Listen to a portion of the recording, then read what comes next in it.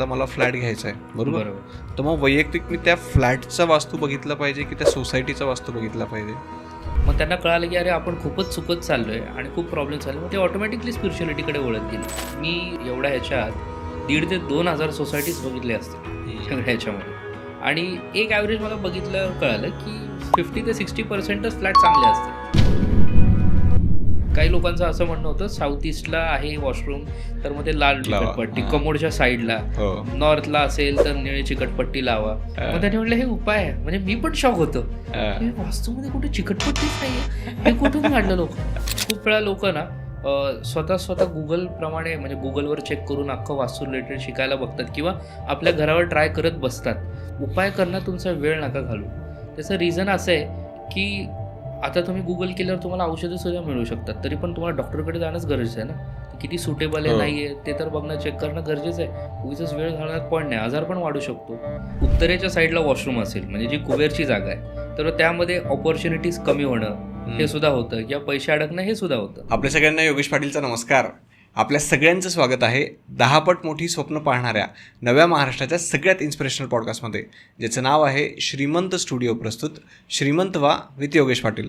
तर मंडळी, आजचा जो एपिसोड आहे तो आपला एक स्पेशल एपिसोड आहे, कारण हा जो एपिसोड आहे तो वास्तूवरती होणार आहे. आणि आजपर्यंत आपले जे काही वास्तूवरचे पॉडकास्ट झालेले आहेत त्याच्यापेक्षा जास्त डिटेलमध्ये हा पॉडकास्ट होणार आहे.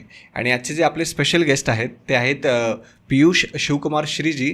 तर हे खूप इंटरेस्टिंग गेस्ट आहेत. असं मी का म्हणतो हे तुम्हाला लवकरच कळेल. तर मी तुमचा टाईम वेस्ट करत नाही, आपण डायरेक्टली पॉडकास्टला स्टार्ट करूयात. परंतु त्याआधी आपल्या श्रीमंत स्टुडिओ या यूट्यूब चॅनलला आत्ताच सबस्क्राईब करून ठेवा, कारण मी तुम्हाला सांगितलं आहे की इथून पुढे आपण आपल्या कॉन्टेंटची लेवल ही वाढवत जाणार आहोत. तर स्टार्ट करूयात. तर पियुषजी, तुमचं श्रीमंत व्हा या महाराष्ट्रातील सगळ्यात इन्स्पिरेशनल मराठी पॉडकास्टमध्ये स्वागत आहे. नमस्कार. येस. तर सगळ्यात आधी आमच्या ऑडियन्सला तुमच्याबद्दल ऐकायला आवडेल. माझे वडील होते पत्रिका आणि वास्तूचे एवढे वर्ष झाले करत होते आमची. तर म्हणलं आपण एकदा बघून घेऊ की नक्की वडील काय करतात. कारण काही वेळेस मी ऑफिसवर पण गेलो होतो आणि मी खूप आश्चर्यचकित व्हायचो की गेल्यानंतर मला दिसायचं की लोक पाय वगैरे पडत आहेत आणि आमचं हे काम झालं वगैरे सगळं बघायचं. ते बघूनच मला खूप इंटरेस्टिंग वाटलं की अरे अशी काहीतरी गोष्ट आहे ही जी सामान्य लोकांना लगेच कळत नाही. कारण मे बी असं म्हणू शकतो की ते त्यांच्या आयुष्यात एवढे बिझी असतात की ते बघणं पॉसिबल होत नाही. आणि हे काहीतरी वेगळंच सायन्स आहे, हे आपण नक्कीच बघितलं पाहिजे. असं करून जसे माझी 12वी झाली, 12वी जस्ट संपल्या मी वास्तूचे आमची जे रेमेडीज आहेत त्याची फॅक्टरी सांभाळायचं चालू केलं. ओके. त्यानंतर माझा इंटरेस्ट वाढत गेला. एकच मिनटं फक्त, ज्यांना कुणाला माहिती नाही की पियुषजींचे वडील कोण आहेत, तर ते ज्यांच्याबद्दल बोलत आहेत ते म्हणजे आपले पंडित शिवकुमार श्री, की ज्यांच्याबद्दल आपल्या चॅनलवरती ऑलरेडी 2 पॉडकास्ट झालेले आहेत. एक आपण वास्तूचा केला होता आणि एक लग्नकुंडलीचा केला होता, की जे फार मोठे ज्योतिषी आहेत, तर ते त्यांच्याबद्दल बोलत आहेत. ओके. येस. तुमचा जसा इंटरेस्ट वाढत गेला समजा, पण मग ॲक्च्युअल तुम्ही स्टार्ट कधी केलं की समजा वास्तुशास्त्र असेल किंवा जे काय असेल, तुम्ही आता सध्या जे काम करतायत ॲक्च्युअल काम कधी स्टार्ट केलं तुम्ही? ओके. सो जसं मी म्हटलं फॅक्टरी आधी सांभाळायचं चालू केलं, तसं मला त्याबद्दल नॉलेज घ्यायचं चालू झालं. मग मी वडिलांबरोबर व्हिजिटला वगैरे जायला लागलो. मग प्लॅन्स वगैरे यायचे ते बघायचो. आणि त्यानंतर एक्झॅक्ट जर तुम्ही म्हटलं तर आता 9 वर्ष झाले, पण कन्सल्टेशनला मला 5 वर्ष झाले. ओके. कारण वास्तू एक अशी गोष्ट नाही आहे की लगेच कोर्स करून कोणीतरी शिकू शकतं. त्याला अजून भरपूर सगळ्या गोष्टी लागतात. कारण काय, partial knowledge is more dangerous. आपण जेव्हा कोणाला तरी कन्सल्ट करतो त्यांच्या आयुष्याशी रिलेटेड असतात, त्यांचे काही इच्छा असतात, त्यांचे गरजा असतात, काही लोकांना मेजर हेल्थ वाईज इश्यूज असतात. तर मग ते तेवढं सिरियसली घेऊन तेवढं डेप्थमध्ये स्टडी केल्यानंतरच मला या फील्डमध्ये एंटायरली जायचं होतं. त्यामुळे थोडा वेळ घेऊन मग आता मला कन्सल्टेशनला 5 वर्ष झाले. ओके. मग आजचा जो पॉडकास्ट आहे तो पण आपण थोडासा डिटेलमध्येच करूयात. येस. तर सगळ्यात आधी मला सांगा की समजा आधीच्या काळात लोक राजवाड्यात राहायचे, बरोबर. त्यानंतर नॉर्मली आता हळूहळू गोष्टी चेंज होत आहेत. आता लोक फ्लॅट्समध्ये राहतात. पण तरी पण आज जरी कम्पेअर केलं समजा, तर पुणे मुंबई जर सोडलं समजा, तर मेजरली लोक एक प्लॉट खरेदी करतात आणि त्याच्यावरती म्हणजे तिथं बंगलो बांधून मग तिथं राहतात, बरोबर. आणि आज जास्त लोक फ्लॅट्समध्ये पण राहत आहेत. मग या दोघांच्या वास्तूमध्ये मेजर काय डिफरन्स असतो समजा? ओके. सो फ्लॅटच्या केसमध्ये कसं आहे की एक आहे की फर्स्ट किंवा सेकंड फ्लोअरला फ्लॅट आहे किंवा वरच्या फ्लोअर्सला फ्लॅट आहे, हा एक पार्ट वेगळा झाला. आणि बंगलोच्या केसमध्ये ॲडिशनल गोष्टी येतात, जसं staircase, underground tank, septic tank, overhead tank, परत लेवल डिफरन्स येतो. परत नंतर असं म्हणू शकतो की जवळपास काय काय आहे, सराउंडिंग पण इम्पॉर्टंट आहे शेवटी, कारण ती जमिनीवरती आहे. फ्लॅटच्या केसमध्ये जे फर्स्ट ते सेकंड फ्लोअरचे फ्लॅट आहेत त्या केसमध्ये असं म्हणू शकतो अंडरग्राऊंड टँक वगैरे ह्यांचा फरक पडतो. आणि इवन असंही म्हणू शकतो की सोसायटी जी आहे, सोसायटीमध्ये क्युम्युलेटिव्हली त्या सगळ्या लोकांवरती इफेक्ट पडतो. म्हणजे सोसायटीचा एंट्रन्स कुठे आहे, अंडरग्राऊंड टँक आहे, जेवढे जास्ती लोक तेवढ्या लोकांमध्ये तो डिस्ट्रीब्यूट होतो. आणि फ्लॅटमध्ये स्टेअरकेस आणि या गोष्टींचा इफेक्ट भेटत नाही. मेन बंगलोमध्ये कसं की जमीन तत्वाचा इफेक्ट, अंडरग्राऊंड टँकचा इफेक्ट, कारण सोलली त्या जर पॉझिटिव्ह लोकेशनला आहे तर त्यांच्यावरच फक्त इफेक्ट पडणार ना. मग तो बेनिफिट नॅचरली खूप बेस्ट असतो. सो हा एक मेजर डिफरन्स कन्सिडर करू शकतो. ओके, पण मग समजा आता याच्यातून मला काय कळालं की पहिली गोष्ट म्हणजे पाण्याचे म्हणजे जर तुमचा प्लॉट असेल आणि घराखाली जर काही वॉटर टँक असेल, काही जमिनीचा सोर्स असेल तर ते इम्पॅक्ट करतं. त्याच्यानंतर स्टेअरकेस म्हणजे जिना तुमचा इम्पॅक्ट करतो. आणि फ्लॅट्समध्ये ते त्या गोष्टी डायरेक्टली इम्पॅक्ट करत नाही, कारण तुमचा फ्लॅट जर सेकंड फ्लोअर नंतर वरती असेल तर मग तेवढं काही ते इम्पॅक्ट करत नाही. पण मग मुद्दा असा येतो इथं की जर समजा आता मला फ्लॅट घ्यायचा आहे, बरोबर, तर मग वैयक्तिक मी त्या फ्लॅटचा वास्तू बघितला पाहिजे की त्या सोसायटीचा वास्तू बघितला पाहिजे? ओके, सो छोट्या सोसायटीचा वास्तू आपण बघू शकतो मे बी, जिथे जास्ती फ्लॅट्स नाही आहेत, मे बी 40-60 फ्लॅट असतील आणि 2च विंग असतील. पण मोठ्या अख्ख्या सोसायटीचं कन्सिडर कसं करणार आपण? बरोबर आहे. सो कारण 4-5 विंग्स असतात. हां, बरोबर आहे. सो छोट्या सोसायटीमध्ये तुम्ही कन्सिडर करू शकता सोसायटीचा वास्तू, बट मोठ्या सोसायटीमध्ये नाही केलं तरी चालेल, बिकॉज इट इज म्हणजे very almost near to impossible काय इफेक्ट पडायचं वगैरे. नॉर्मली सगळ्यात पहिल्यांदा इम्पॉर्टंट काय येणार तुमच्या केसमध्ये की तुम्ही ज्या घरात राहताय, भलेही ते रेंटनी असू किंवा बाय केलेलं असू दे, त्याचा इफेक्ट पहिल्यांदा जास्ती पडणार आहे. सो पहिल्यांदा ते बघणं जास्ती गरजेचं आहे. ओके, म्हणजे आपण वैयक्तिक ज्या घरात राहतोय त्या घराचा आधी वास्तू बघणं महत्वाचं आहे. बरोबर, कारण सोसायटी मोठी असल्यामुळे ते बघता येणार नाही. पण जर एखादी छोटी सोसायटी असेल तर आपण कन्सिडर करू शकतो. डेफिनेटली. म्हणजे क्युम्युलेटिव्ह इफेक्ट दिसलेत. फॉर एक्झाम्पल एक रिसेंटच गोष्ट आहे की ज्याच्यामध्ये ब्रह्मस्थानला सोसायटीच्या इथं टँक होता आणि त्या सगळ्या लोकांना health wise major issues, growth wise major issues, काही करायला गेलं तरी फायनान्शियल लॉसेस, हे सगळे गोष्टी, डेस्कमध्ये भरपूर लोक चालले होते, हे सगळे प्रॉब्लेम होते. आता त्यामध्ये सुद्धा काही फ्लॅट चांगले होते, काही फ्लॅट वाईटच होते आणि त्यावरनं परत पाण्याची टाकी. मग जे फ्लॅट वाईट होते त्यांच्यावर डबल इफेक्ट पडत होता, बिकॉज ऑलरेडी फ्लॅट वाईट आहे आणि सोसायटी पण अजून त्यावरनं निगेटिव्ह असं आहे. मग काही केसेसमध्ये असं होतं की मग सोडायलाच लागतं, पण खूप रेअर केसेसमध्ये, कारण मोस्ट ऑफ द ह्याच्यात कन्सिडर करून मोठे सोसायटीज आजकाल होत आहेत, छोटे सोसायटीज कमी होत चाललेत रिडेव्हलपमेंट वगैरे सगळे. सो रेअर केसेसमध्ये बघायला लागतं. आता तुम्ही सांगितलं की काही फ्लॅट्स चांगले असतात, काही फ्लॅट्स वाईट असतात, तर मग आणखी असे कुठले क्रायटेरिया आहे की ज्याच्या अंदाजे आपण असं ठरवू शकतो की समजा आता मला फ्लॅट घ्यायचा आहे, बरोबर, त्याच्या वास्तूची कुठली गोष्ट चांगली आहे, कुठली वाईट आहे? एक बेसिक गोष्ट सांगू शकतो नक्की, त्यामध्ये मेन एंट्रन्स आहे. एंट्रन्स हे घराचा फेस असल्यासारखं आहे, तर त्याचा 25 ते 30% आपण इफेक्ट कन्सिडर करतो, कारण मेन आपण तिथून एंटर करतो. बाकीचे पण ओपनिंग्स असतात डेफिनेटली, बाल्कनी, विंडोज, पण त्याचा एंट्रन्ससारखा काही संबंध येत नाही, त्यामुळे एंट्रन्स महत्त्वाचा. सो त्यातले काही एंट्रन्स चांगले आहेत, जसं नॉर्थ, सेंटर नॉर्थ असेल तर हॉलच्या प्रमाणे आपण कन्सिडर पाहिजे, इन्स्टेड ऑफ अख्ख्या प्रॉपर्टीप्रमाणे खूप लोक कन्सिडर करतात, पण तसं न कन्सिडर करता हॉलच्या सेंटरला उभारून नॉर्थला बघायचं. म्हणजे कंपासमध्ये आपण बघितलं सेंटर नॉर्थ बघू शकतो. So north, north east, north west, त्या साईडला म्हणजे नॉर्थ वॉलचा नॉर्थ ईस्ट, ईस्ट वॉलचं नॉर्थ ईस्ट, हे 2 झाले नॉर्थ ईस्टमध्ये. तसेच नॉर्थ वेस्टला नॉर्थ वॉलचे नॉर्थ वेस्ट, असे हे 5 प्रकारचे एंट्रन्स चांगले असतात. सेंटर ईस्ट किंवा सेंटर वेस्ट न्यूट्रल असतात आणि साऊथ वेस्टचे दोन्ही एंट्रन्स निगेटिव्ह असतात. रेअर केसेसमध्ये 5 ते 60% लोकांना सुटेबल असतं ते, पण मोस्टली आम्ही म्हणतो की ते आपण चेक कशाला करायचं उगीच त्या जागेवर. मोस्ट ऑफ द केसेसमध्ये सगळ्यांना असंही डेप्ट रिलेटेड इश्यूज, हेल्थचे रिलेटेड मेजर इश्यूज येतात आणि डेप्ट म्हणजे असंही भरपूर लोकांचे डिरेक्टली बिझनेस बंद पडलेत, अशा टाईपचे. मी खूप इझिली बोलतो, कारण काय की खूप जास्ती डेंजरस सिच्युएशन आहे असं न वाटता काही गोष्टी अशा सिच्युएशनमध्ये आपण जेव्हा असेल तेव्हा ते कामली घेतले पाहिजेत आणि त्यातनं बाहेर कसं पडायचं किंवा त्यातलं प्रॉब्लेमचं सोल्युशन कसं आपण फाइंड आउट करू शकतो हे बघितलं पाहिजे. ओके, म्हणजे जर तुम्हाला असं वाटत असेल की ते थोडंसं डेंजर वाटतंय, हे वास्तूच्या विरोधात जात आहे, तर ते टाळायचं शक्यतो. येस, कारण उगाच रिस्क घेऊन पण काय उपयोग नाही, कारण काही गोष्टींना रेमेडीजच नाही आहेत. जसं साऊथ वेस्ट एंट्रन्सला रेमेडी नाही आहे, काही लोक प्रोव्हाइड करतात, बट जगात ॲक्च्युली नाही आहे ते नंतर त्यांनाही कळतं, जे नवीन लोक असतील या फील्डमध्ये. त्यानंतर नॉर्थ ईस्टला एक्झॅक्ट वॉशरूम असतं, त्या केसमध्येही कुठली रेमेडी नाही. फक्त जास्तीत जास्त आपण कमोड हे युनिट काढून टाकू शकतो, तो एकच त्याला पर्याय. त्यामुळे पण परत पर्टिक्युलर एका मेंबरचा हेल्थ रिलेटेड मेजर इश्यू किंवा मुलांचे चिल्ड्रन्स डेव्हलपमेंटमध्ये त्रास, बिझनेस असेल तर त्यामध्ये प्रमोशनमध्ये डिले होणं किंवा जॉब डायरेक्टली सुटून जाणं, लवकर परत दुसरीकडे जॉईन न होता येणं, हे सगळं होतं. असं आहे. ओके. आता हे झालं समजा रेसिडेन्शियल प्रोजेक्टबद्दल. आता जर एखादा कमर्शियल प्रोजेक्ट असेल, समजा मला माझ्या बिझनेससाठी ऑफिस घ्यायचं आहे किंवा एखादं शॉप घ्यायचं आहे, तर त्यामध्ये कुठल्या गोष्टी आपण चेक केल्या पाहिजेत? आता तुमच्या केसमध्ये फरक पडेल. आता ह्याच्यामध्ये डिफरन्स असा आहे बिकॉज की तुम्ही काय काम करता किंवा बाकीचे काय काम करतात त्यांच्यावरती एंटायरली डिपेंडंट आहे. बिकॉज सगळ्यांचे नीड्स वेगळे वेगळे, सगळ्यांचे इक्विपमेंट्स वेगळे वेगळे, बरोबर.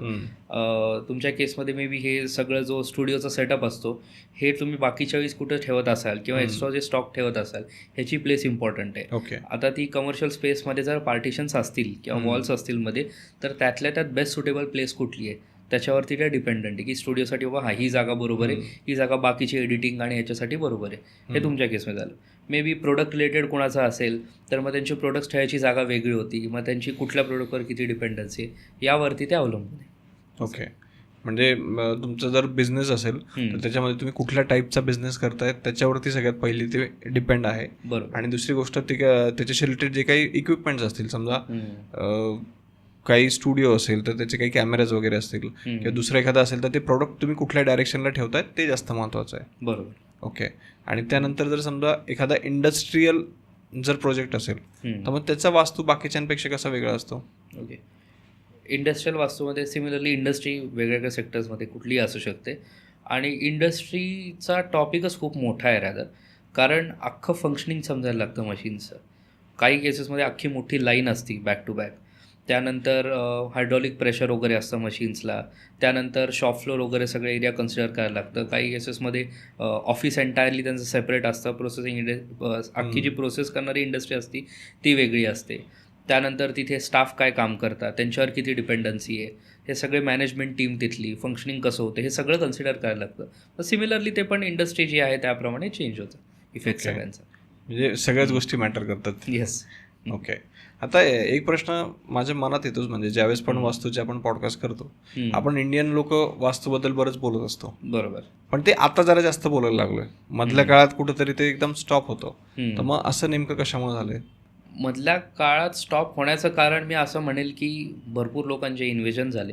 म्हणजे आधी मुघल लोक आले, ब्रिटिश लोक आले, आपल्या सगळ्यांनाच माहिती आहे की ते भरपूर गोष्टी जाळून गेले होते. नालंदा, तक्षशिला त्या साईडचे सगळे, खालचेही साईडचे, हे सगळे झाल्यानंतर वगैरे काय झालं की ठराविक लोकांकडे ते नॉलेज राहिलं आणि काही लोकांनी ते नीट सेव्ह करून ठेवले सगळे ग्रंथ, असं मी म्हणू शकतो.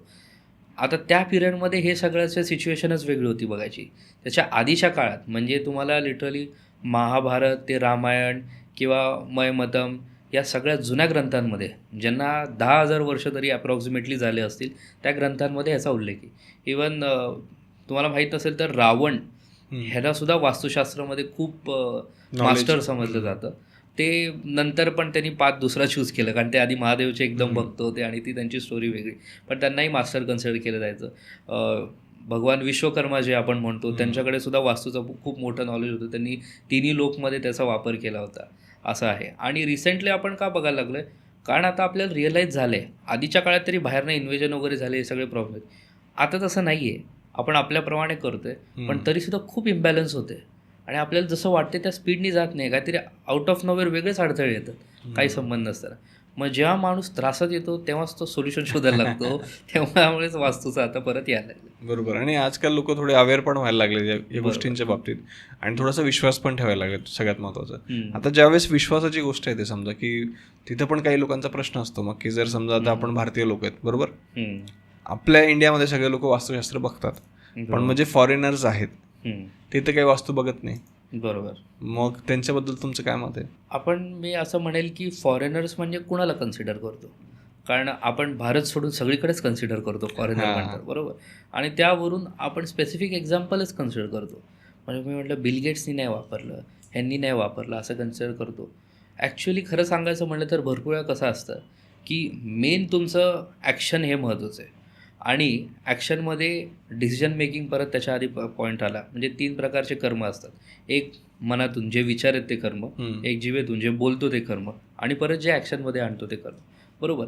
तर लकीली काय होतं, काही लोकांची पत्रिका अशी स्ट्रॉंग असते की त्यांना चांगली प्रॉपर्टीज मिळते, मग ते त्यांच्या आधीच्या जन्माचे काही कर्म असतील त्याप्रमाणे त्यांना प्रॉपर्टी भेटत जाते. तुम्ही हे कन्सिडर करता की ते फायनान्शियली एवढं सक्सेसफुल आहे, पण बाकीचे त्यांचे काही नुकसान झाले, त्यांच्या पर्सनल आयुष्याचं काय काय झाले हे कन्सिडर नाही करत. इन्स्टेड ऑफ स्पेसिफिक लोकांना कन्सिडर करण्यापेक्षा या केसमध्ये आपण इन जनरल पब्लिकला कन्सिडर करू. डिव्होर्स केसेस बाहेर सगळ्यात जास्त आहेत, हे आपण कन्सिडर करत नाही. आणि आपल्याला बघायला ते फक्त असं रिच वाटतात. ॲक्च्युली कन्सिडर करा म्हणजे जर बघायला गेलं तर जे आपल्या इथं भरपूर लक्झरी कार्स वगैरे असतील किंवा भरपूर इम्पोर्ट होऊन मटेरियल होतं ना, त्यामुळे त्याचे रेट्स खूप जास्ती होतात. हे करन्सीच्या डिफरन्स आणि मे बी टॅक्सेशनमुळे वगैरे हे सगळं होतं. जी गाडी इथे भरपूर 1.5 कोटीला मिळते तीच तिथं 60-70 लाखालाही मिळते. आणि तिथं इन्कम जे आहे स्टार्टिंगच वेगळं ह्याच्याला आहे, तर त्याप्रमाणे तुम्ही कन्सिडर केलं की लगेच लक्ष देईल. मेंटल पीस तिथं भरपूर लोकांना नाही आहे आणि भरपूर लोकांचं कल्चरही तेवढं स्ट्रॉंग नाही आहे. आता बघायला गेलं तर आता आपल्या भारताचं असं झालं आहे की वेस्टर्न कल्चरकडे जायचं का आपल्या ह्याच्याकडे लक्ष द्यायचं, म्हणजे तेही कन्फ्यूज झालेत. त्यामुळे भरपूर लोकांना कल्चरच राहिलेलं आहे, म्हणजे ना तिकडचं पाळताय ना इकडचं पाळताय. मग मी असं म्हणेल की इकडचं पाळण्याचं रिझन तुम्ही शोधायला पाहिजे, नाहीतर मग ॲटलिस्ट डिरेक्टली नाही म्हणण्यापेक्षा, म्हणजे ह्याचा उपयोगच नाही म्हणण्यापेक्षा चेक केलं पाहिजे. एका माणसाचा भरोसा कुठल्या गोष्टीवर येतो किंवा बिलीफ आपण कुठल्या गोष्टीला कन्सिडर करतो. समजा कुणाला तरी असं म्हणलं म्हणजे की त्याला भरोसा नाही, तर त्याचा अर्थ असा आहे की मे बी त्याला कोणीतरी सांगितलंय की नाही आहे किंवा त्यांनी ट्रायच कधी करून नाही बघितलंय किंवा त्याचा एक्सपिरियन्स अवेअरनेसच नाही आहे समजा की असं काही असतं म्हणून. राईट, अवेअरनेसच नाही आहे किंवा त्याला आधी निगेटिव्ह एक्सपिरियन्स आलाय. आता ज्याला अवेअरनेसच नाही आहे त्याला नाही म्हणून इग्नोरन्स ऑफ नॉलेज झालं. हा कुठल्याच गोष्टीमध्ये इग्नोरन्स असंही नसायला पाहिजे, वास्तूतच नाही. ज्यांना कोणाकडनं तरी ऐकलंय तर पूर्णपणे भरोसा दुसऱ्यांवर ठेवण्यात अर्थच नाही आहे. आपण 50% ॲप्रॉक्सिमेटली भरोसा ठेवला पाहिजे सगळ्या गोष्टींवर. याचं रिझन असं मला वाटतं की भरपूर वेळा कुणाच्या तरी इन्फ्लुएन्समध्ये असे काहीतरी रुमर्स पसरत जातात सगळ्या सोसायटीमध्ये. त्यामुळे स्वतः व्हेरीफाय करणंही गरजेचं आहे. आणि जर काही निगेटिव्ह एक्सपिरियन्स आला असेल तर मग वास्तू वर्क होत नाही असं नाही. फॉर एक्झाम्पल काय होतं की समजा कुणीतरी आजारी पडलं तर ते एका डॉक्टरकडे जातात. आता तुम्हाला माहिती आहे डॉक्टरांना एवढे वर्ष लागतात पूर्ण प्रॅक्टिस करण्यात वगैरे सगळ्यामध्ये, बरोबर आहे.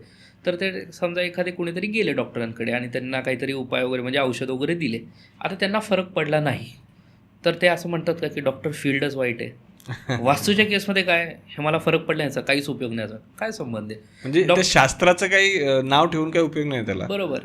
कारण डॉक्टर तो मे बी योग्य नसेल कुठल्या तरी गोष्टीने, मे बी असं असेल की तो सुटेबल नसेल तुमच्यासाठी, म्हणून कधी कधी असं होतं की वेगळे डॉक्टरच सूट होतात आपल्याला. सिमिलरली कन्सल्टंटच्या केसमध्येही तसंच कन्सिडर केलं पाहिजे. अख्ख्या शास्त्राला जसं तुम्ही म्हटलात की ब्लेम देऊन काही पॉईंटच नाही आहे असं आहे. ओके, यातून मला 2-3 गोष्टी काय कळायला की सगळ्यात पहिली गोष्ट म्हणजे की आपण फॉरेनर्स जे बघतो ते फक्त इन टर्म्स ऑफ मनी बघतो की ते किती सक्सेसफुल आहेत, पण त्यांच्या बाकीच्या ज्या गोष्टी आहेत, रिलेशनशिप असेल किंवा त्यांना बाकीचे बरेच इश्यूज असतात की ते आपण बघत नाही. त्यानंतर दुसरी गोष्ट आणखी कळाली की फक्त ते पैशाने सक्सेसफुल दिसत असले तरी बरेचसे लोक डेप्थमध्ये असतात, लोनमध्ये असतात, बरोबर. मग डेटमध्ये असल्यामुळं ते आपल्याला कळून येत नाही, ते दाखवतात फक्त पण ते आपल्याला कळून येत नाही. आणि तिथं काही कंडिशन्स वेगळ्या आहेत. जी गोष्ट इथं 1.5 कोटीला भेटते ती 60 लाखाला भेटते, मग त्याच्यामुळे पण ते जास्त सक्सेसफुल आपल्याला वाटत असतात, पण रियालिटी तशी नाही आहे. ओके, करन्सी डिफरन्स कन्सिडर करू शकतो. ओके, बरोबर. आणि जर त्या लोकांना माहीतच नसेल की वास्तुशास्त्र अशी काही गोष्ट असते तर ते काय यूज करतील समजा. आणि मजेची गोष्ट म्हणजे आजकाल ते लोक बघायला लागलेत, खूप लोकांना हळूहळू वास्तूचंही कळायला लागलं. कधी आम्ही बाहेरच्या कंट्रीजमध्ये गेलो ना, सगळ्यात पहिल्यांदा तर त्यांना योगाचं कळायला लागलं. तुम्ही बघितलं तर बाहेर योगाच्या रिलेटेड लोक यायला लागले. आत्ता ते वळायला लागलेत. मग त्यांना कळालं की अरे आपण खूपच चुकत चाललोय आणि खूप प्रॉब्लेम चालले, मग ते ऑटोमॅटिकली स्पिरिच्युअलिटीकडे वळत गेलेत. कुठली असं म्हणजे मे बी काही केसेसमध्ये टेक्नॉलॉजी असू दे, विचार असू दे. जसं आधी डिवोर्स रेट आपल्या इथं कमी होते, अजूनही कम्पॅरेटिव्हली कमीच आहेत म्हणा, पण आता उगीच वाढत चालले आहेत कारण लोक ऑप्शन्स वगैरे कन्सिडर करायला लागलेत. इमोशन्स खूप लाईटली घेत जात चाललेत. प्रॉब्लेम तो नाही, प्रॉब्लेम हा झाला आहे की सगळे लोक त्यांच्या लाईफमध्ये इतके अडकलेत आणि असं म्हणू शकतो की त्यांना असं वाटतं की आपल्या स्वतःकडेच फक्त नीट लक्ष दिलं पाहिजे. भलेही त्यांना इच्छा असते की सगळ्यांचा आपण केला पाहिजे, एकदा आपण स्ट्रॉंग झालो की बाकीच्यांचं करायला पाहिजे, पण मला असं वाटतं की इट इज लाईक की समजा कोणाला तरी दानधर्म करायचं आहे, तर तो असा माणसाने जर विचार केला की अरे बाबा आत्ता मला 30,000 सॅलरी आहे, समजा 20 ते 30,000 सॅलरी आहे आणि माझ्याकडे 1 लाख रुपये आले की मग मी दानधर्म करायला चालू करतो का? 10-20 रुपये दे ना, तो काहीतरी खायला देऊ शकतो ना, असं काही नाही. म्हणजे ज्याला खरंच करायचं असेल तो आधी सुरुवात करतो असं मी म्हणेल. ओके, आता जसं फॉरेन कंट्रीजचा आपण उल्लेख केला त्याच्यावरूनच आणखी हा पण प्रश्न येतो की समजा इंडियामध्ये जे वास्तुशास्त्राचे जे काही नियम आहेत मग तेच नियम तिकडे पण लागू होतात का, की तिकडे काही वेगळे नियम असतात वगैरे? म्हणू शकतो की ऑलमोस्ट काही एवढा इफेक्ट पडतच नाही, सेमच वास्तू होतं. कारण आहे तर आपण सगळे मनुष्य. 5 तत्वांवरती मेन आहे वास्तुशास्त्र. अजूनही आहेत 45 देवतावर, पण बेसिक आपण म्हणू शकतो 5 एलिमेंट्सवर आहे. त्यानंतर मग सोलार एनर्जी आली, ग्रॅव्हिटेशनल फील्ड आलं. तर माणूस एकसारखाच बनलेला आहे. भलेही ते स्किन वेगळी असू दे, जेनेटिक्स वेगळे असू दे, पण मेन जे स्ट्रक्चर आहे ते तर सेम आहे. त्यामुळे वास्तूचा इफेक्ट कम्पॅरेटिव्हली सिमिलर पडतो असं म्हणू शकतो. मग त्यात इथल्या वास्तूमध्ये आणि गेल्यावर वास्तू चेंज होतं असं काही त्याच्यात डिफरन्स नाही. ओके, म्हणजे जवळपास सेमच आहे समजा. येस. आता तुम्ही पंचतत्वांबद्दल बोललेत बरोबर. तर मला एक सांगा की वास्तू बघत असताना कुठल्याही याचं समजा घराचा असेल किंवा कुठल्या इंडस्ट्रियल याचं असेल तर कोणत्या गोष्टी सगळ्यात जास्त महत्त्वाच्या असतात की त्याच्या बेसिसवरती ठरतं की ही वास्तू चांगली आहे की वाईट आहे? ओके, सो मेन म्हणजे आपण 5 एलिमेंट्सला कन्सिडर करतो बरोबर. हे सोडून 45 देवतांची शक्ती आपण कन्सिडर करत असतो. ते सोडून प्लॅनेट्सचा आपण परत कन्सिडर करतो. ग्रहांची पण एक त्यामध्ये जागा असते. आणि ते झाल्यावर परत मग जसं एलिमेंट्सची जागा असते, म्हणजे मेटलची वगैरे या सगळ्यांची. आणि त्यानंतर परत हे झाल्यावर शेवटी तिथं राहतं कोण आहे. आता तुम्ही जर रेसिडेन्शियल स्पेसमध्ये विचार तर सिमिलरली पर्सन टू पर्सन ते एंटरली चेंज होणार. कारण काही जॉब करणारा जर व्यक्ती आहे तर may be he is expecting a promotion, त्याला बिझनेस करायचंच नाही आहे. तर मग त्याप्रमाणे त्याला उपाय किंवा ते जे घर आहे ते त्यासाठी बरोबर आहे की नाही त्या गोष्टी कंप्लीट होण्यासाठी हे करणं गरजेचं आहे. आणि आजकाल आपण बघितलं तर ऑन ॲन ॲव्हरेज मी समजा एक ॲटलिस्ट एवढ्या ह्याच्यात 1,500 ते 2,000 सोसायटीज बघितले असतील सगळ्या ह्याच्यामध्ये. आणि एक ॲव्हरेज मला बघितल्यावर कळालं की 50 ते 60% फ्लॅट चांगले असतात. म्हणजे बाकीचे सगळे समजा त्यातले ज्या मॅक्स टू मॅक्स 10% त्यातले जे आहेत ते न्यूट्रल आहेत. म्हणजे almost no positive no negative, असं काही इफेक्ट नाही जास्ती. पण बाकीचे जे निगेटिव्ह आहेत त्या सगळ्यांना एवढा त्रास होत असेल म्हणजे असं वाटलं की बिल्डर्सनी खरंच कन्सिडर केलं पाहिजे. मेन म्हणजे कसं आहे की मे बी बिल्डर्स कन्सिडर पण करतात असं मला वाटतं. की ते सांगतात आर्किटेक्ट्स आणि सिव्हिल इंजिनियर्सला की तुम्ही वास्तूप्रमाणे हे सगळं करा, कारण आजकालच्या लोकांचीही गरज आहे, त्यांचंही नुकसान नको वगैरे म्हणून. पण काही सिव्हिल इंजिनियर्स आणि आर्किटेक्ट्स क्लेम करतात की त्यांना वास्तू येतं. आता ह्याच्यामध्ये माझं कसं आहे, माझं फक्त सिव्हिल डिप्लोमा झालं आहे आणि बिझनेस मॅनेजमेंट वगैरे. बट मला बेसिक सिव्हिल आता एवढे सगळे प्रोजेक्ट्स केल्यामुळे माहिती आहे, 3,000+ क्लायंट झालेत माझे. तर मग ते एक फील्ड वेगळंच आहे. सिव्हिल इंजिनियर हे कामच वेगळं, आर्किटेक्ट हे कामच वेगळं आणि इंटेरियर डिझायनिंग हे कामच वेगळं आहे. तर तसंच वास्तुशास्त्र हे एंटायरली कामच वेगळं आहे. तर या सगळ्याला मिक्स नाही केलं पाहिजे. किंवा जेव्हा कोणीतरी क्लेम करतं सिव्हिल इंजिनियर किंवा आर्किटेक्ट त्यांना वास्तू येतं, तेव्हा खरंच त्यांनी तेवढं नॉलेज डेप्थनेसमध्ये त्यांच्याकडे तेवढं नॉलेज असायला पाहिजे. कारण भरपूर वेळा ते फक्त 9 पार्ट्समध्ये डिवाईड करतात प्रॉपर्टी. म्हणजे north, north west, north east हे सगळे बेसिक जे 9 पार्ट्समध्ये आहेत. आणि एअर व्हेंटिलेशन आहे का, air ventilation is obviously important, पण प्रत्येक गोष्टींचा इफेक्ट किती पडतो हे तर माहिती नसतं. मग ह्याच्यामुळं काय होतं की मग भरपूर फ्लॅट नकळत निगेटिव्ह होऊन जातात. आणि नुकसान मेन 2 लोकांना भोगायला लागतं ॲक्च्युली. एक आहे की बिल्डर्सला, बिकॉज त्यांचे फ्लॅट विकायला वेळ लागतो. आता ब्रँड नेम आहे त्यामुळे कम्पॅरेटिव्हली त्यांचं होत असेल, पण तरीसुद्धा जर वास्तूप्रमाणे चांगला असेल तर मग ते अजून स्पीडनी होणार आहे. आणि दुसरं म्हणजे मेन तर तिथे राहणारे लोक. आणि न कळत एक टाईपचं आपण म्हणतो, म्हणजे काही काही लोकांनी आयुष्यात असं म्हणतात की काहीच पाप केलं नसेल किंवा काही ऋषी वगैरे असतात, तरीसुद्धा ते देवतांना पाया पडतात आणि काही पाप असतील तर माझे माफ कर. त्याचा अर्थ काय की न कळत माझ्याकडनं काही पाप झाले असतील तर ते माफ कर. तर या केसमध्ये आपण इग्नोरन्स ऑफ नॉलेज कन्सिडर करून भरपूर वेळा डिरेक्टली वास्तू येत आहे बिकॉज लोकांची डिमांड आहे, वरच्यावर आपल्याला माहिती म्हणून सांगून टाकणं, हे एक टाईपचं पाप पण कन्सिडर केलं जाऊ शकतं. बरोबर आहे. कारण उगाच वरच्या वर करून जर नुकसानच जास्त होतं ना, फायदा तर काय होत नाही, नुकसानच जास्त होतं.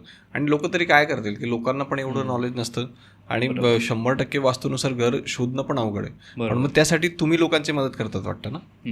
100% वास्तूप्रमाणे घर ऑलमोस्ट होऊच नाही शकत, कारण सिच्युएशन्सच असे. एकतर फ्लॅट आहे त्यामुळे वरती असतोय, जमीन तत्वाचा तर वापर होत नाही तेवढा वरती असल्यामुळे, आणि काही कट्स वगैरे येणार. पण ॲटलिस्ट मी म्हणेल की पासिंग मार्क्स तरी असायला पाहिजे फ्लॅटला. म्हणजे 40% जर आपण पासिंग कन्सिडर केली की 45-50% तरी चांगले पाहिजे. कारण सगळे फ्लॅट मे बी त्या प्लॅनिंगप्रमाणे, ओरिएंटेशनप्रमाणे होऊ नाही शकत, पण 0पासून प्लॅनिंग केलं तर होऊ शकतं. म्हणजे ॲटलिस्ट गुड लेवलला जर गेले तर एवढे इम्बॅलन्स नाही राहणार लोकांच्या आयुष्यात. आता तुम्ही बघा ना, म्हणजे एवढे सगळे सोसायटीज आजपर्यंत बनवले गेलेत वेगवेगळ्या सिटीमध्ये, एवढं इम्बॅलन्स होतं. इवन तुम्हाला सांगतो मुंबईच्या केसमध्ये, मुंबई बघितलं, वाशी वगैरे या साईडला भरपूर लाईन बघितली ना, खूप मोठे मोठे प्रॉपर्टीज आहेत, बिल्डर्सचे नाव घेऊन पॉईंट नाही घेणारी नाही मी रादर, पण न कळत त्यांचे सगळे मुंबई अशी डायगनल आहे, म्हणजे फ्लॅट्सच तिरके. त्या तिरक्यामुळे 4 कोपरे कट होतात. म्हणजे वायव्य कोपरा north west business growth related येतो किंवा रिलेटिव्स रिलेटेड येतो, नॉर्थ ईस्ट माइंड रिलेटेड किंवा चिल्ड्रन्स डेव्हलपमेंट रिलेटेड येतो, साऊथ ईस्ट आहे फायनान्शियल गेन रिलेटेड किंवा वुमन्स हेल्थ रिलेटेड येतो, साऊथ वेस्ट एक कपल्स रिलेशनशिप म्हणजे हजबंड वाईफ रिलेशनशिप किंवा पर्सनल करिअर ग्रोथ रिलेटेड येतो. हे 4 कोपरे कट आहेत. डायरेक्ट मुंबईमध्ये कितीतरी सोसायटी तिरकेत अख्खे, आणि अर्धी मुंबईच तिरकी असेल असं वाटतंय मला आता बघून. तर मग त्यामुळे तुम्हीच बघता मुंबईमध्ये सुद्धा किती इम्बॅलन्स आहे. म्हणजे हे एक पॉईंट कन्सिडर करू शकतो मुंबईमध्ये जे लोक कंटिन्युअस धावतात पळतात आणि तिथं खूप जास्त स्ट्रगल जो आपल्याला दिसतो ना, वास्तूला पण आपण डेफिनेटली तिथं कन्सिडर करू शकतो. ओके. आणि तुम्ही कशा प्रकारे मदत करता समजा लोकांना याच्यात? ओके, सो आमच्याकडे काही उपाय आहेत. माझ्या वडिलांनी त्यांच्या 20 वर्षात, म्हणजे जेव्हा आधी त्यांनी 2014ला रेमेडीज बनवले होते, त्यांच्या 22 वर्षांच्या रिसर्चनंतर त्यांनी 6 ते 7 वर्ष लावले काही उपाय बनवायला. ते गायत्री मंत्रावर आधारित उपाय. आता गायत्री मंत्रच का? कारण तुम्ही खूप वेळा ऐकलं असेल की ते खूप पॉवरफुल कन्सिडर केलं जातं. तर रिझन असं आहे की त्यात 24 देवतांची शक्ती आहे. मग प्रत्येक देवतांच्या शक्तीप्रमाणे, घराच्या नीडप्रमाणे एक मूर्ती, मंत्र आणि यंत्र या आधारवरती ते उपाय बनवले जातात. कॉपीरायटेड आणि पेटंटेड प्रोडक्ट आहेत ऑब्व्हियसली, पण ते एक एक यंत्र जे आहे त्याच्यावरती, त्याला 13,000 यंत्रांमधनं त्यांनी डिसाईड केलेले यंत्र आहे. म्हणजे एवढ्या वर्षाच्या रिसर्चनंतर पर्टिक्युलरली विना तोडफोड जेवढं आपल्याला शक्य असेल तेवढ्यासाठी ते उपाय आहेत. हे एक प्रकारचे उपाय. आणि ते बनवायचं रिझनच मेन हे होतं की आपण भरपूर वेळा बघतो की आजकाल वेगळेच उपाय चालू झाले, जसे पिरॅमिड आहे किंवा काही लोक क्रिस्टल्स वगैरे देतात, ठीक आहे. आणि मी रिसेंटलीच बघितलं काही लोकांनी एंजल पण दिलं आहे. आता मला कळत नाही एंजल कुठून आलं. म्हणजे वास्तुशास्त्रामध्ये पिरॅमिड कधीच नव्हता. तुम्ही आज गुगल केलं ना, आता गुगल म्हणजे आपल्या नॉलेजवर बेस्ड आहे. शेवटी आपण जे वेबसाईटवर टाकतो त्या अल्गोरिदमवरती ते वर्क करतं. तर वास्तुशास्त्राचं पिरॅमिडचं रिलेटेड येतं. जुन्या ग्रंथात पिरॅमिडचं लिहिलेलंच नाही आहे. पिरॅमिड हे इजिप्तमध्ये सुद्धा बहुतेक जुन्या राजांना ज्यांची डेथ झालेली असेल त्यांचं मे बी निगेटिव्ह एनर्जी बाहेर नको निघायला किंवा पॉझिटिव्हिटी आत राहायला पाहिजे त्यासाठी ते करतात. आणि ते पिरॅमिड्स आहे तो पार्ट खरं तर गेला होता फेंगशुईमध्ये, आणि फेंगशुई आणि वास्तू मिक्स केले. पण आता वास्तूमध्येच पिरॅमिड आहे हे सगळं लोकांना वाटायला लागले. तसा हा एक पार्ट झाला जो वास्तूमध्ये ॲब्सोल्युटली नाही आहे. एक दुसरं क्रिस्टल्स म्हणू शकतो, क्रिस्टल्स किंवा खडे जेमस्टोन्स म्हणू शकतो. आता जेमस्टोन्स आहेत फायद्याचे, त्यात काही डाऊट नाही, पण वास्तूमध्ये सगळीकडे त्याची गरज नाही आहे ॲब्सोल्युटली. मे बी काही छोट्या कमर्शियल स्पेसेसमध्ये किंवा फ्लॅट्समध्येही गरज नाही. मी खूप वेळा बघितलं आहे की खडे लोक त्या फ्लॅट्समध्ये खूप जास्ती टाकतात आणि त्यानंतर त्याचा इफेक्ट निगेटिव्ह पण येऊ शकतो. त्याचं रिझन असं आहे, समजा आज तुम्ही जो खडा घातला आहे तो तुमच्यासाठी सुटेबल आहे, तो तुमच्या दुसऱ्या फॅमिली मेंबर्ससाठी सुटेबल असेल नसेल आपल्याला माहितीच नाही ना. बरोबर, त्याचा निगेटिव्ह इफेक्ट पण पडू शकतो त्याची क्वांटिटी वाढल्यावर, तर त्यालाही कन्सिडर करून पॉईंट नाही. नंतर सगळ्यात विचित्र गोष्ट म्हणजे मी जे बघितली आहे, जेव्हा मी एका क्लायंटकडे व्हिजिटला गेलो होतो आणि मी जस्ट असं सगळं ॲज ऑलवेज जसं वॉक थ्रूसारखं मी घर बघितलं त्यांचं, आणि वॉशरूममध्ये कसं आहे मेन कमोड युनिट आणि कुठं आहे वॉशरूम हे कन्सिडर केलं जातं, कुठलं केवढ्या एरियामध्ये आहे. गेलो बघितलं आणि मला कळालं नाही, पण ते म्हणले मला की तुम्ही उपाय बरोबर आहे वाटतंय का तुम्हाला? मला कळालंच नाही कुठला उपाय, म्हणजे हा नवीनच उपाय बघितला. ही जुनी गोष्ट आहे, 4 वर्ष जुनी गोष्ट आहे. म्हटलं कुठला उपाय? म्हटलं खाली लावलेलं तिथे. मग मी खाली बघितलं, मला नाही कळलं. मला तिथे एक चिकटपट्टी दिसली, लाल टेप. म्हणजे ते मला काय वाटलं की टाईल वगैरे असेल, टाईल निघाली असेल त्यामुळे त्यांनी लावलंय. मग त्यांनी म्हटलं हे उपाय आहे. म्हणजे मी पण शॉक होतो, वास्तूमध्ये कुठे चिकटपट्टीच नाहीये, हे कुठून काढलं लोकांनी.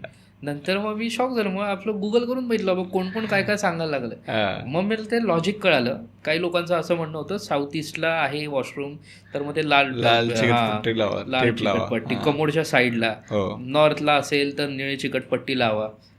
एक तर मेन म्हणजे माझं असं म्हणणं आहे की एकतर ती चिकटपट्टी त्याचं मटेरियल काय, असंही नाही की तुम्ही कॉपर वगैरे म्हणताय, एकतर ती चिकटपट्टी, मग चिकटपट्टीच्या रोलनी फरक पडत असेल ना ठेवला असेल तर, एवढ्याशा चिकटपट्टीने काय होणार आहे. आणि मी असंही म्हणेल की खूप वेळा लोक ना स्वतः गुगलप्रमाणे म्हणजे गुगलवर चेक करून अख्खं वास्तू रिलेटेड शिकायला बघतात किंवा आपल्या घरावर ट्राय करत बसतात. माझं असं ॲक्च्युली स्ट्रॉंग सजेशन आहे की तुम्ही फक्त मे बी व्हेरीफाय करू शकता, उपाय करणं तुमचा वेळ नका घालू. त्याचं रिझन असं आहे की आता तुम्ही गुगल केल्यावर तुम्हाला औषधं सुद्धा मिळू शकतात, तरी पण तुम्हाला डॉक्टरकडे जाणंच गरजेचं आहे ना. ते किती सुटेबल आहे नाही आहे ते तर बघणं, चेक करणं गरजेचं आहे. उगीच वेळ घालवण्यात पॉईंट नाही, आजार पण वाढू शकतो. तसंच सिमिलरली वास्तू कन्सल्टंटकडे, कोणाकडे एक्सपर्टकडे, जे तुम्हाला मे बी वर्ड ऑफ माउथनी तुम्हाला माहिती असेल, रिलेटिव्समध्ये ज्यांचं चांगलं झालं असेल त्यांच्याकडेही तुम्ही जाऊ शकता, एक्सपर्ट ओपिनियन घ्या ना. कारण काय, फॉर एक्झाम्पल काहीतरी आपण उपाय करून बघणार, 3-4 महिने थांबणार. 3-4 महिने खूप मोठा पिरियड आहे. कारण ते 3-4 महिने आयुष्यातले गेले, त्यामध्ये खूप काही होऊ शकतं. युजली मी 6 महिन्यामध्ये फरक पडेलची गॅरंटी देतो. आता ह्याच्यामध्ये कसं होतं की भरपूर गोष्टी कन्सिडर करायला लागतात. जर फ्लॅटच खूप निगेटिव्ह असेल तर सोडायलाच लागेल ना. कारण मी काही गोष्टी जसं मी म्हणलं उपाय नाही आहे, पण मोस्ट ऑफ द टाइम्स मी फक्त उपाय असे देत नाही की तुमचं चांगलं होईल असं नाही सांगत, मी काय होईल ते पण सांगतो. तो कन्सल्टंट बरा जो तुम्हाला सांगेल की एक्झॅक्टली काय होऊ शकतं या उपायांनी. एक दुसरं, राईट कन्सल्टंट कुठलं आपण जे कन्सिडर करू शकतो, त्यामध्ये कसं आहे की तर एकतर जसं डॉक्टरांच्या समोर रिपोर्ट येतो आणि त्यांना ते बघून कळतं, तसंच कुठलाही कन्सल्टंट असतील ना त्यांना प्लॅन बघून एक्झॅक्टली तुम्ही न सांगता त्यांनी प्रॉब्लेम सांगितलं पाहिजे, तो राईट कन्सल्टंट. तुम्ही डिरेक्टली जाऊन प्रॉब्लेम सांगितलं, काही लोक सायकोलॉजिकल ट्रिक्स वापरून उगीच त्यांच्याप्रमाणे काही सांगणार, तुम्ही असंच प्रॉब्लेम सांगितलं त्या वेमध्येच सांगणार ना. मोस्ट ऑफ द टाइम्स तुम्ही मग प्लॅन देऊन मग तुम्ही बघितलं पाहिजे की हां काय सांगतायत बघूया. मग ते विचारतील मे बी की कसं आहे की जसं मी म्हटलं सेक्टर वाईज सगळ्यांनी इफेक्ट पडत, तर बिझनेसमॅनवर वेगळा फरक पडणार, जॉबमध्ये करताय त्यांना वेगळा फरक पडणार, बरोबर आहे. तर ज्याला आयडेंटिफाय नीट करता येईल तो राईट कन्सल्टंट. आणि कन्सल्टंट म्हणजे तो खरा कुठल्याही फील्डचा असू दे, रादर जो प्रॉब्लेम समजून घेतो किंवा सिच्युएशन समजून घेतो. भरपूर लोक येतात आणि पटापट बोलायला लागतात आणि निघून जातात. म्हणजे समजायला तर पाहिजे. फॉर एक्झाम्पल काही लोकांना इतका महाभयानक त्रास झाला असतो, इतकं निगेटिव्ह घर असताना त्यांना ते सोडताही येत नाही. ऑलरेडी त्यांचे दुःख ऐकायला कुणीच नसतं. थोडंफार तरी आपण त्यांचं ऐकून घेतलं पाहिजे. ते फक्त रिजेक्ट करून डायरेक्ट निघून जाणं पॉईंट नाही आहे. आणि वास्तुशास्त्रवाल्यांचं कसं असतं ना, त्याची फीस पण एक तर खूप जास्त असते.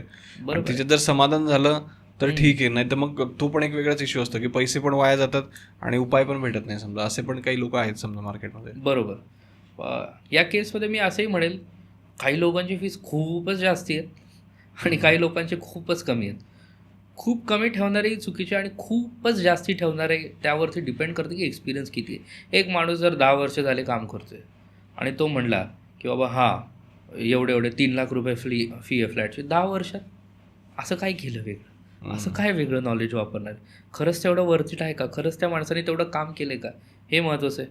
काही वेळेस खूप कमी घेणार आहे. म्हणजे आपण भरपूर असंही करतो की वाचवायला बघतो फी, अरे 2-3 हजारामध्ये होते आपण करून घेऊ, पण त्यांचं नॉलेज पण तेवढ्याचं असतं.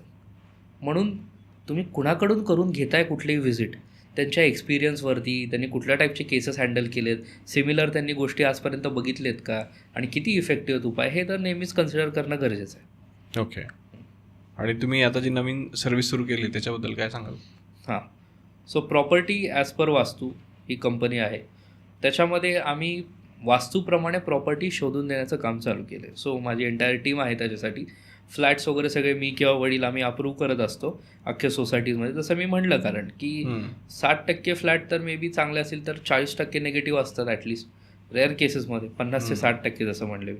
तर मग त्यातलेच आम्ही सिलेक्टेड फ्लॅट्स ज्या एरियामध्ये तुम्हाला डिझायर्ड आहे, मोस्टली आता फुल फ्लेश पुण्यामध्ये तर चालूच आहेत, भरपूर फ्लॅट्स ऑलरेडी आम्ही हे केलेत आणि मुंबईमध्ये चालू आहे, पण हळूहळू आम्ही एक्सपांड करतो आहे जशी नीड आहे तशी. सो ह्याच्यामध्ये एक एक पार्ट कन्सिडर केला जातो, विंडोज कुठे आहे, बेडरूम्स कुठले आहेत, त्यानंतर हा जो फ्लॅट आहे तो रेमेडीजप्रमाणे सॉल्व्ह करू शकतो की नाही. आणि ॲक्च्युली ही डिमांड खरं तर क्लायंटने आणि बिल्डर्सनीच केली होती. आमच्या इथं काय व्हायचं की एक कुणाला तरी आता फ्लॅट त्यांना कळालं की हा नेगेटिव्ह आहे, आम्ही घ्यायचं चालू केलं, आम्ही बघतोय, मग ते परत जायचे, मग परत ते 10 वेगवेगळ्या सोसायटीजमध्ये जायचे, मग ते परत प्लॅन्स घेऊन यायचे सगळे, परत चेक करा, हां मग परत चेक करा. म्हणजे त्यांची धावपळ खूप व्हायची त्या ह्याच्यात.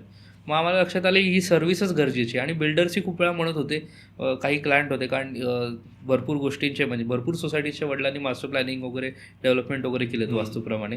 तर त्यांनीही सांगितलं की वास्तूप्रमाणे तुम्ही जर काही सांगू शकाल ह्याच्यामध्ये की म्हणजे आमच्याकडे ऑलरेडी जर तुम्ही वास्तूप्रमाणे जर सोसायटीजच डेव्हलप केले तर मग आम्ही डिरेक्टली तुम्हाला सांगू शकतो. म्हणजे एंटायरली आपण तुमच्याकडे जे क्लायंट आहेत त्यांनाही तुम्ही डिरेक्टली सांगू शकता, या भाषेत त्यांनी सांगितलं. कारण लोकांनाही पाहिजे ना, चांगली सोसायटी पाहिजे, वास्तूप्रमाणे फ्लॅट पाहिजे, तर हे त्या फोकसवरती ठेवून एंटायरली डेव्हलप केले. बरोबर आहे ना, त्यातून लोकांचा टाईमही वाचेल आणि तुमच्या एक्सपिरियन्सचाही त्यांना फायदा होईल, की तुमच्या वास्तूमध्ये इतक्या वर्षांचा जो एक्सपिरियन्स आहे त्याचा डायरेक्टली तुम्हाला फायदा होईल. आणि सेपरेट त्याला वास्तू करायची गरज नाही ना. जर ऑलरेडी वास्तू केलेलाच फ्लॅट असेल तर त्याच्यामध्ये एक्स्ट्रा पैसे घालायची गरज नाही समजा. बरोबर. ओके. इवन मी अजून एक पॉईंट बोलेल, जसं मला बिल्डर्स रिलेटेड लक्षात आलं, आर्किटेक्ट्स आणि सिव्हिल इंजिनियर्समध्ये सुद्धा ना एंटायरली सगळ्यांची त्यांची चूक नाही आहे. कारण काय होतं, मी खूप वेळा बघितला हा अजून एक प्रॉब्लेम जो बिल्डर लाईनमध्ये येतो किंवा इंटेरियर डिझायनरमध्ये वगैरे असताना सुद्धा येतो, की काही क्लायंट काही कन्सल्टंट घेऊन येतात वेगळे आणि ते काहीतरी अनरिअलिस्टिक गोष्ट सांगतात जी प्रॅक्टिकली बरोबरच नाही. मग आर्किटेक्ट वगैरे सगळे चिडतात, अरे हे असं कसं काय डेव्हलप करणार, प्रॅक्टिकली पॉसिबलच नाही, लॉजिकली अवघड आहे सगळं. किंवा प्लॅन सँक्शन झालेला असतो, आता परत ते चेंज करायचं टाकणं म्हणजे कन्स्ट्रक्शनला डिले होणं वगैरे सगळं. यामुळे सुद्धा ते लोक सुद्धा वैतागलेत. म्हणजे हा एक पार्ट बिल्डरच्या केसमध्ये जातो, इंटेरियर डिझायनरच्या केसमध्ये, की बाबा ऑलरेडी फ्लॅट सिलेक्ट करून दिला आहे आणि इंटेरियरसुद्धा इझिली त्याच्यावर इंटेरियर डिझायनर जे आहे ते इझिली काम करू शकतात. किंवा आर्किटेक्टच्या केसमध्ये सुद्धा जशी बिल्डरची स्कीम असते बंगलोजची वगैरे, तर ते ऑलरेडी डेव्हलप केल्यामुळे परत त्या लोकांना वास्तूप्रमाणे बघायची गरजच पडत नाही जास्ती, कारण सगळे तर प्लॅन्ड असतात. मग डिरेक्टली त्यावर आर्किटेक्ट आणि सिव्हिल इंजिनियर वर्क करू शकतात. हा, म्हणजे परत त्याच गोष्टी करायची गरज नाही. समजा ऑलरेडी जर सगळं सेट असेल तर मग एक एक स्टेप आपण पुढे जाऊ शकतो. बरोबर. परत रिवाईज करायची गरज नाही. बरोबर. ओके. आता असा एक प्रश्न मला विचारावा असं वाटतं, की बरेच लोक ना घरामध्ये भरपूर अशी देवपूजा वगैरे करत असतात, बरोबर, पण तरीही त्यांच्या घरामध्ये दोष असतो. बरोबर. मग असं का होतं? देवाचं करण्याची पण एक पद्धत आहे. एकतर मेन म्हणजे जेव्हा पण आपण कुठल्याही देवाची पूजा करतो ती मनापासून करणं गरजेचं आहे. किंवा आपण कुठलं मंत्र म्हणतो ते पण मनापासून म्हणणं पण गरजेचं आहे. समजा आपण मंत्र म्हणतोय आणि डोक्यात वेगळाच विचार चालू आहे, आज आपल्याला हे जेवण बनवायचं आहे, आज तिकडे हे करायचं आहे, तर मग ऑलरेडी ऑटोमॅटिकली त्याचं कॉन्सन्ट्रेशन जे आहे ते डिरेक्टली कमी होतं. ठीक आहे. आणि दुसरं म्हणजे की योग्य देवतांना योग्य पूजा केली पाहिजे. म्हणजे प्रत्येक पूजा कुठल्याही देवतांची करायची पण एक प्रथा आहे, ते पण पाळलं गेलं इम्पॉर्टंट आहे. दुसरं म्हणजे आपण जे समजा मंत्र म्हणतोय, एकच मंत्र मे बी आपण 11 वेळा रिपीट करतो किंवा मे बी काही केसेसमध्ये 108 वेळा वगैरे काही लोक रिपीट करतात. ॲक्च्युली कसं की खरं मंत्रांचा इफेक्ट कधी येतो, जेव्हा त्याची खरंच साधना केली जाते, जेव्हा त्याला सिद्ध केलं जातं. आणि सिद्ध केल्यावरच तेवढा इफेक्ट पडतो जेवढा आपल्याला वाटतं की पडायला पाहिजे. आत्ताही म्हणलं तरीसुद्धा फरक पडतो असं नाही, पण ज्या लेवलचं खूप मोठ्या लेवलचा जो एक्सपेक्टेड असतो, हा एखादी बाधा निघायला पाहिजे, त्यामध्ये कॉन्सन्ट्रेशन खूप जास्ती लागतं. आणि साधना करणं म्हणजे खरं तर आता थोडंसं अवघड झालं आहे, बिकॉज त्यासाठी योग्य गुरु पण पाहिजे. ती एक दीक्षा दिली जाते गुरूंकडनं, हा एक वेगळा प्रकार आहे. त्यानंतर आपण जे आता मंत्र म्हणतोय त्यांचा इफेक्ट न पडायचा एक रिझन आहे. तर रिझन असं आहे की महादेवानी कलयुगच्या स्टार्टिंगला भरपूर जे मंत्र आहेत त्यांना किलन करून ठेवलं होतं, त्यांचा इफेक्ट 95% समजा रिड्यूस केला होता डिरेक्टली, म्हणून त्याचा इफेक्ट येत नाही. हा एक पार्ट झाला. आणि दुसरं म्हणजे आपण मंत्र म्हणतोय एका साईडला देवाचं, म्हणजे फायनान्स रिलेटेड इश्यू होते किंवा हेल्थ रिलेटेड इश्यू होते, पण ॲक्च्युअलमध्ये वास्तूमध्ये 45 देवतांची शक्ती असते, बरोबर. तर एका साईडला जर उत्तरेच्या साईडला वॉशरूम असेल, म्हणजे जी कुबेरची जागा आहे, तर त्यामध्ये ऑपॉर्च्युनिटीज कमी होणं हे सुद्धा होतं किंवा पैसे अडकणं हे सुद्धा होतं. दक्षिणेच्या साईडला यमची दिशा आपण कन्सिडर केली जाते. परत त्यानंतर राहूकेतूची दिशा, म्हणजे नैऋत्य जे आहे ते राहूकेतूचा त्याच्यावर इफेक्ट असतो. सो ओपन जे आहे साऊथ प्लेस जे म्हणतो आपण, लोक अवॉइड करतात. त्याचं रिझन असं की आजारपणाचा त्रास वगैरे हा सगळं होतो. म्हणजे एका साईडला आपण असं विचारतो, देवाला मागतो की हेल्थ वाईज आपल्या नीट होते, तेवढा आशीर्वाद पण मिळतो, पण मी जसं म्हटलं की ते मंत्र सिद्ध केलेले नसतात, म्हणून त्याचा इफेक्ट मिळत नाही. त्यावरून परत जर दक्षिण ओपन आहे तर मग त्रास तर होणारच, हेल्थ वाईज रिलेटेड काय ना काहीतरी, मे बी काही केसेसमध्ये ॲक्सिडेंट्स, ऑपरेशन्स रिलेटेड पण गोष्टी किंवा आजारपणामधनं लवकर रिकवर न होणं हे सुद्धा होतं. म्हणजे एका साईडला आपण देवाचं करतोय आणि दुसऱ्या साईडला न कळत आपल्या वास्तूच्यामुळे देवाचा अनादर होतोय, त्यामुळे ह्याचा आपल्याला तेवढा इफेक्ट मिळत नाही. ओके. म्हणजे आता मला एकदम क्लिअर झालं की पहिली गोष्ट तर आपण जर देवाची प्रार्थना करतोय तर ती तेवढ्या भावाने केली पाहिजे, तो भाव तेवढा प्युअर असला पाहिजे. आणि दुसरी गोष्ट की वास्तूनुसार 45 देवांचे काही स्थान असतात, ते जर आपण डिस्टर्ब करतोय तर एका साईडला आपण देवाचाच अनादर करतोय, मग त्याच्यामुळे पण निगेटिव्ह गोष्टी तुमच्या लाईफमध्ये होऊ शकतात. बरोबर. ओके. आता हे झालं क्लिअर. आता पुढचा क्वेश्चन माझा असा आहे की आजकाल ना वेगवेगळ्या मॉडॅलिटीज आल्यात, जसं की हिलिंग आहे, न्यूमरोलॉजी आहे, आणि भरपूर आल्यात, एंजल, अजून काय असतं आकाशिक रेकॉर्ड्स, हे ते लोकांना समजत नाही समजा की हे केलं पाहिजे का ते केलं पाहिजे, कुठली गोष्ट केल्याने आपले प्रॉब्लेम लवकर सॉल्व्ह होतील. मग एवढे सगळ्या मॉडेलिटीजमध्ये आजही वास्तुशास्त्र रिलेव्हंट का आहे, म्हणजे आजही वास्तुशास्त्राची का गरज पडते? बरोबर. यामध्ये सुद्धा प्रकार वेगवेगळे आले, जसं तुम्ही म्हणलात. त्यामध्ये परत अजून जर बायफर्गेट करायचं म्हणलं तर वेस्टर्न आणि इकडचं. बरोबर. कारण शेवटी वेस्टर्न ॲस्ट्रॉलॉजी हे काहीतरी वेगळंच एंटायरली वर्क करतं. म्हणजे आपल्या इथं रास बघताना मून साईन ही कन्सिडर केली जाते, तिथं ते कॅलेंडरप्रमाणे सन साईन कन्सिडर करतात. म्हणजे थोडं खूप बेसिक नॉलेज आहे, कारण त्यांच्या कॅलेंडरप्रमाणे मला एक्झॅक्ट माहीत नाही ते, बट जॅन ते फेबमध्ये या राशीचेच लोक झाले, मग एकसारखेच व्हायला पाहिजे ना ते. हो.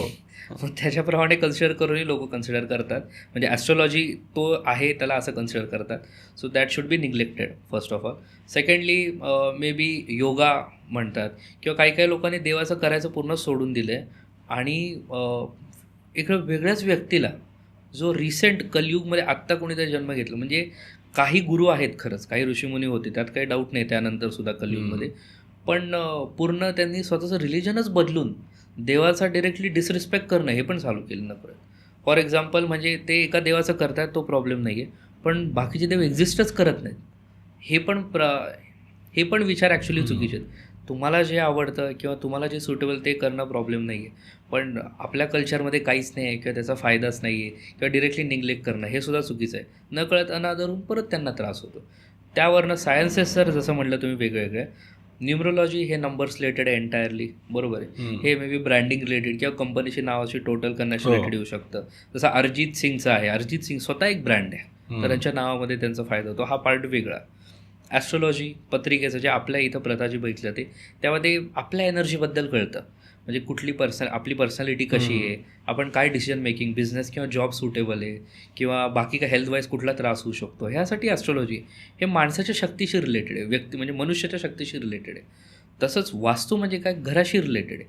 आता समजा आपण हेल्थवाईज खूप फिट राहायचा प्रयत्न करतोय, वेगळे औषध खातं किंवा फिट राहायचं बघतोय सारखं, दक्षिण ओपन आहे आणि नॉर्थ ईस्टला वॉशरूम वगैरे आहे, तर मग त्रास हेल्थवाईज होणारच. त्याला ते मेंटेनन्स ठेवता नाही येणार माणसाला. म्हणजे एका साईडनं प्रयत्न करतोय, पण घराचा इफेक्ट कमी करायला आपण काही केलंच नाही ना. It is same like doctor. For example, समजा तुम्हाला हेडेक आहे, डोकंदुखीचं आहे, मे बी डोळ्यांवरती लोड येऊन वगैरे ह्याच्यामुळे झालेला असेल, तर आपण पोटाच्या डॉक्टरकडे गेलो किंवा डायजेशन रिलेटेड इश्यू बघायला गेलो. हे डॉक्टर वेगळे, न्यूरोलॉजी पार्ट वेगळा, बाकीच्या सर्जरी रिलेटेड पार्ट वेगळा. सो ज्या टाईपचा प्रॉब्लेम आहे किंवा जो डॉक्टर तुम्हाला सुटेबल आहे ते चेक करणं आधी गरजेचं आहे, की सगळ्यात जास्त प्रॉब्लेम तुम्हाला कुठं वाटतं आहे, मगच त्याला कन्सिडर केलं पाहिजे. असं नाही की तुम्ही एक भाग केला की मग सगळे भाग कंप्लीट झाले. ओके, म्हणजे तुमचं बेसिकली असं म्हणणं आहे की न्यूमरोलॉजी हे वेगळ्या गोष्टीसाठी आहे, न्यूमरोलॉजी असतानाच तुम्ही घरात पण राहताय, मग घराचा इम्पॅक्ट तुमच्यावरती होईलच समजा. बरोबर. म्हणजे न्यूमरोलॉजीप्रमाणे नंबर तुम्हाला कितीही सुटेबल असेल त्या फ्लॅटचा, पण फ्लॅटच जर निगेटिव्ह असेल तर त्याचा काही संबंधच नाही, मग त्याला कन्सिडर करून पॉईंटच नाही. ओके. आणि ॲस्ट्रॉलॉजीचंही तसंच आहे की जन्मपत्रिका तर आहेच, पण त्या घरात तुम्हाला राहायचंच आहे समजा, तर मग त्याचा इम्पॅक्ट तुमच्यावरती होईलच. हां, होतो, पण या केसमध्ये जर रेड्यूस होतो, कारण ॲस्ट्रॉलॉजी आपलं एवढं स्ट्रॉंग आहे. आधीच्या काळात महाराजा वगैरे ते खूप विचार करून सगळ्या गोष्टीचे प्लॅनिंग करायचे पत्रिकेप्रमाणे, आणि म्हणजे डिसिजन मेकिंग त्या आधारावर घ्यायचे, कारण ते डिरेक्टली मनुष्य रिलेटेड सगळ्याच गोष्टी त्यामध्ये कळतात ना, ज्यामध्ये जो व्यक्ती त्यामध्ये जेवढा मास्टर तेवढं त्याला एक्झॅक्ट कळायला लागतं सगळ्या गोष्टींचं. आता वास्तूच्या केसमध्ये कसं होतं की पत्रिकामध्ये काही उपाय समजा आपण केले, तर त्या गोष्टींचा इफेक्ट आणि वास्तूचा इफेक्ट कुठलं जास्ती पॉझिटिव्ह आणि कुठलं जास्ती निगेटिव्ह त्यावरती अवलंबून आहे. समजा पत्रिकेप्रमाणे आपण खूपच स्ट्रॉंग केलं आहे आणि वास्तू जरा निगेटिव्ह होतं, पण आता पत्रिकेच्यामुळे ते ऑलरेडी त्या निगेटिव्ह इफेक्ट कमी झाला, मग तो कमी होणारच त्यांच्यावर. पण पत्रिकेच्या रेमेडीज केलं आणि फ्लॅट जास्तीच निगेटिव्ह आहे, तर मग त्याचा इफेक्ट होणारच नाही तेवढा जास्ती एंटायरली. म्हणून दोन्ही पण चेक करणं 100% गरजेचं आहे.